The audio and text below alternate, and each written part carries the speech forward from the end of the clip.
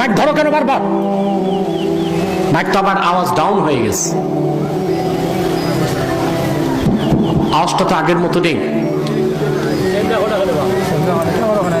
এই বারবার মাইক ধরে কেন? এ কি পয়সা খেলো নাকি মুনাফিকদের?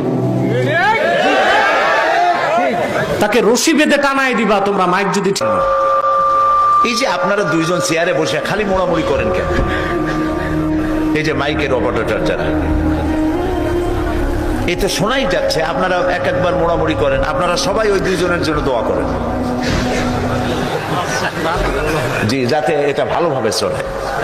কনা আমি ওই জায়গায় একজনে বলতেছে কানের তালা ফাটে যাওয়ার কায়দা হয়ে গেছে।